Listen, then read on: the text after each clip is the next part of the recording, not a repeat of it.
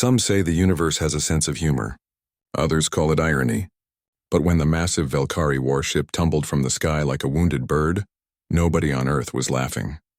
They were too busy running. The ship was called the Dominion's Fist, though humanity wouldn't learn that name until later. It appeared over the Pacific Ocean on a Thursday afternoon, its hull crackling with purple energy as it fought gravity and lost.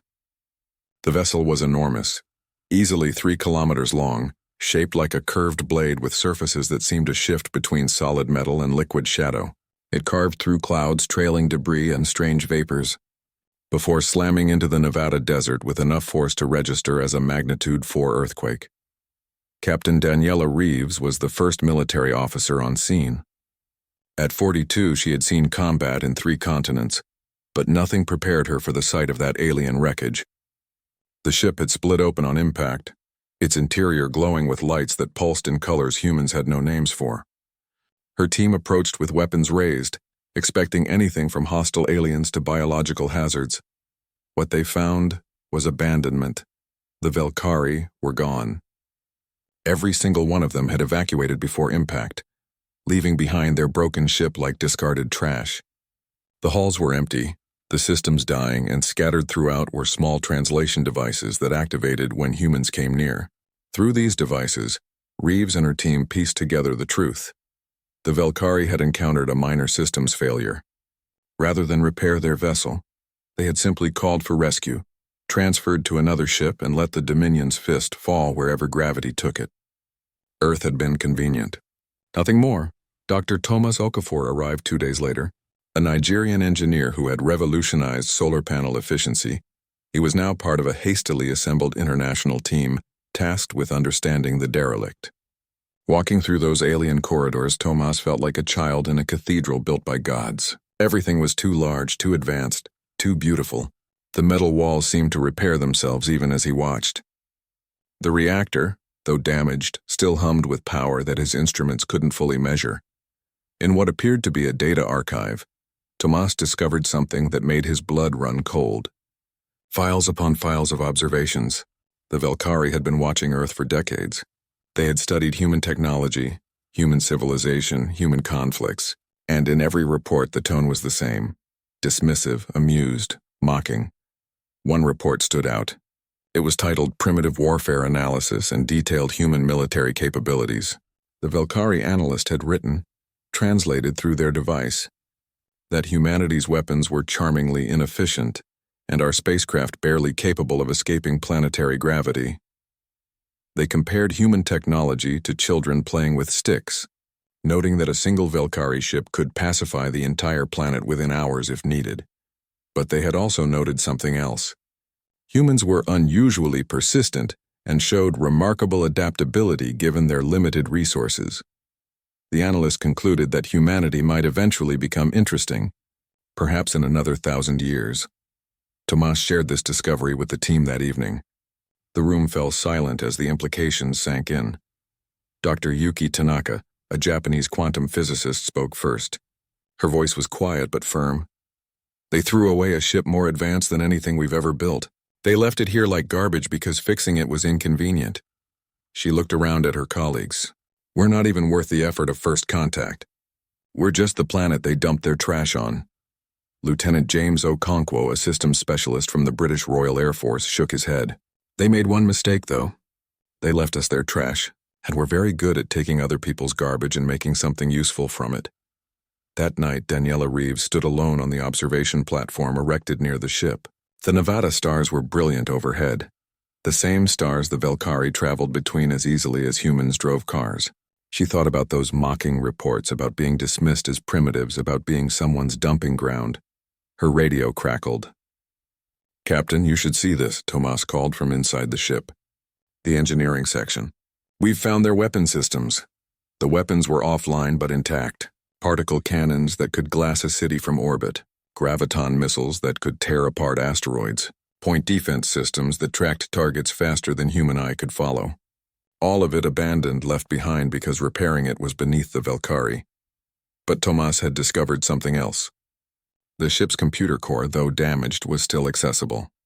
Inside were complete schematics, operational manuals, manufacturing specifications. Everything needed to understand how Valkyrie technology worked. They hadn't even bothered to wipe their data before abandoning ship. It's like finding a working Ferrari with the keys still in it and the owner's manual in the glove box, James said, his eyes wide as he reviewed the files. They just walked away. Over the following weeks, the team expanded. Engineers, physicists, linguists, and military strategists from every nation poured into the Nevada site. The United Nations declared the ship property of all humanity, a decision that somehow stuck despite political tensions. Everyone understood what was at stake. The Valkyrie had given humanity something priceless, even if they'd meant it as an insult. They'd given them a blueprint for the future. Yuki Tanaka led the team decoding the power systems. Within a month, she understood the basic principles of zero-point energy extraction. Tomas Okafor focused on the propulsion technology, slowly unraveling how the Valkyrie bent space itself to achieve faster-than-light travel.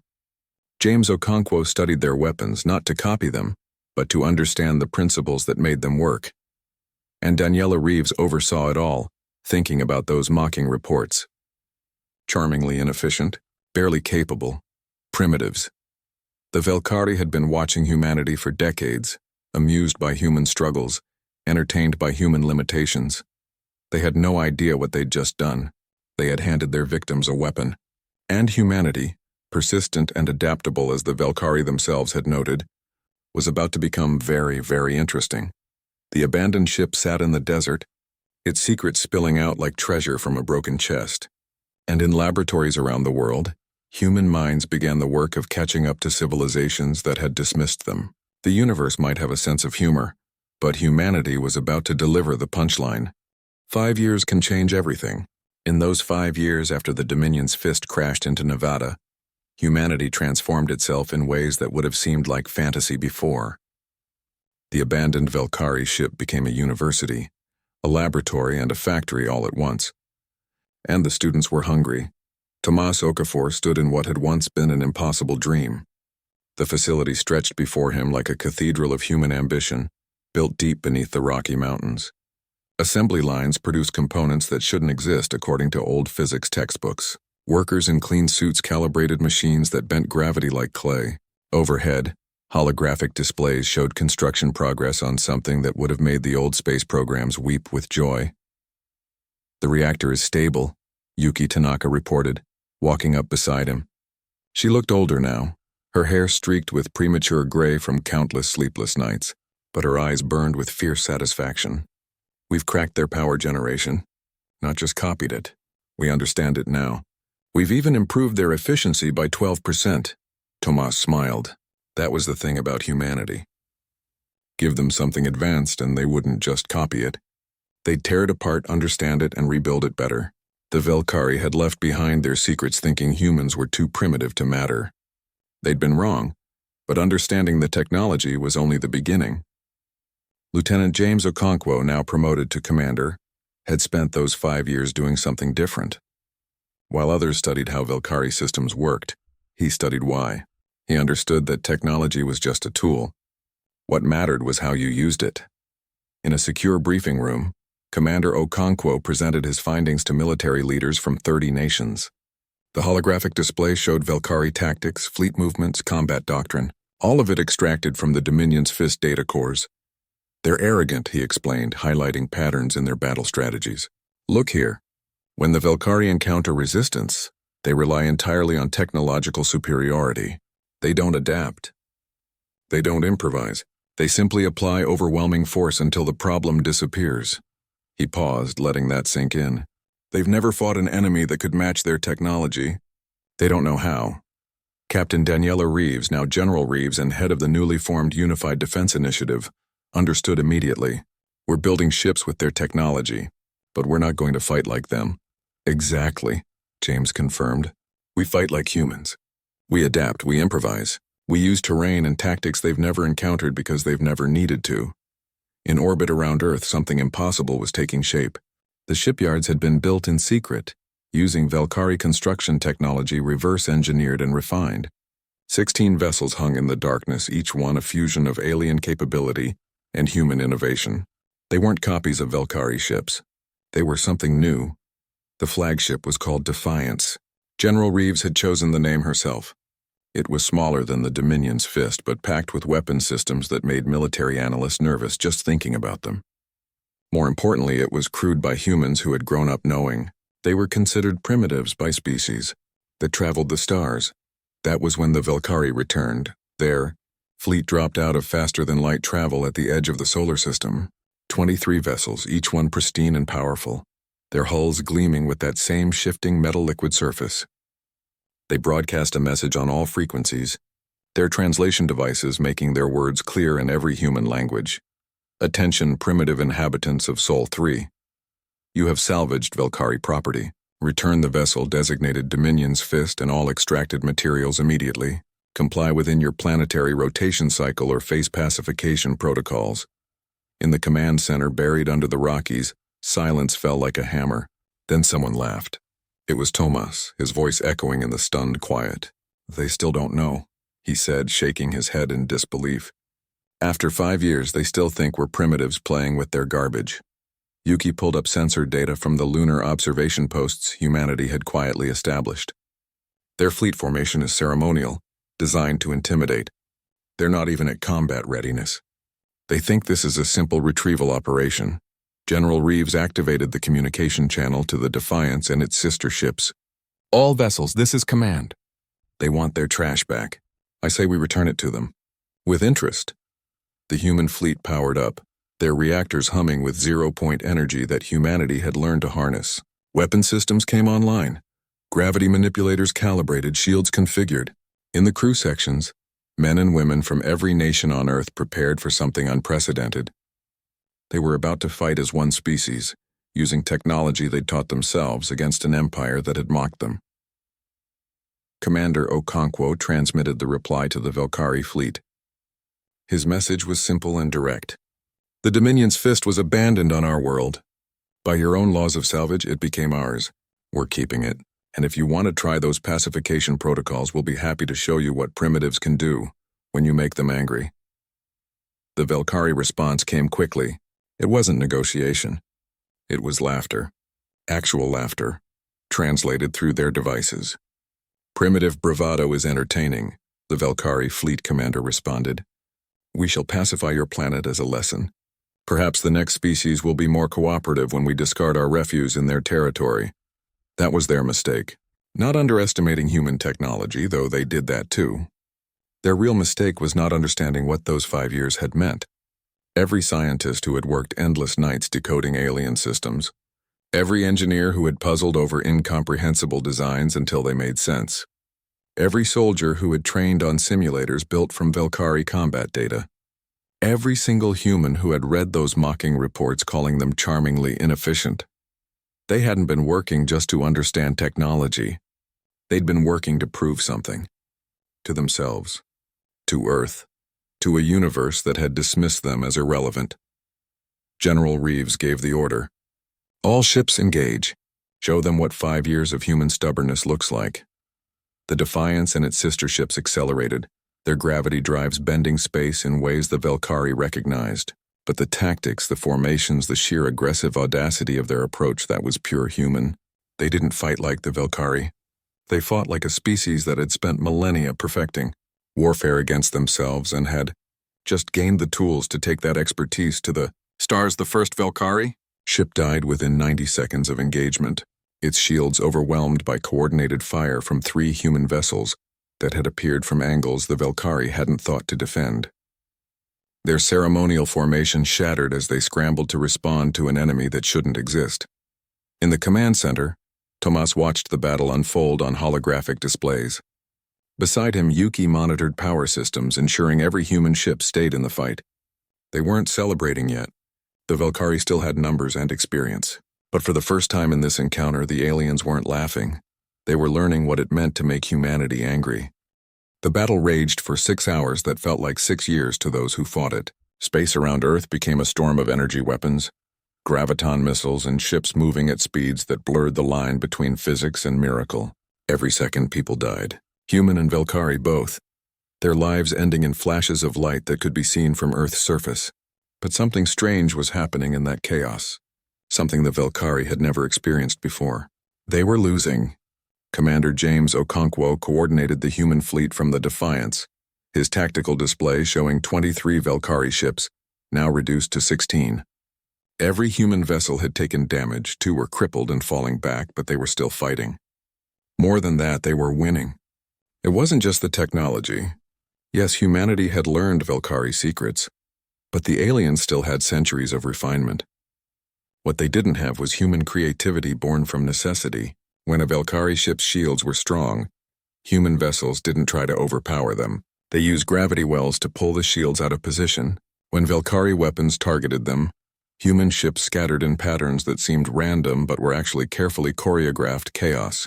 The Valkyrie fought like they always had, with overwhelming force and rigid doctrine. Humans fought like they'd been fighting each other for thousands of years, with cunning, adaptation, and a willingness to try tactics that looked insane until they worked. Inside the Defiance, a young pilot named Sophia Mensah saved her ship by doing something no Valkyrie would consider. When 3 enemy vessels had her boxed in, she shut down her main reactor completely, letting her ship go dark and drift like debris. The Valkyrie sensors, calibrated to track active power signatures, lost her in the clutter of battle. She waited, counting seconds while her ship grew cold, then reignited everything at once and fired at point-blank range into an enemy vessel's exposed engine section. General Reeves watched from Earth, her hands gripping the console edge hard enough to hurt. Every death weighed on her, every human life lost in those metal coffins orbiting her planet. But she also felt something else. Pride. Fierce, burning pride in what her species had accomplished. "General, we're receiving a transmission," the communications officer reported. "The Valkyrie fleet commander wants to talk."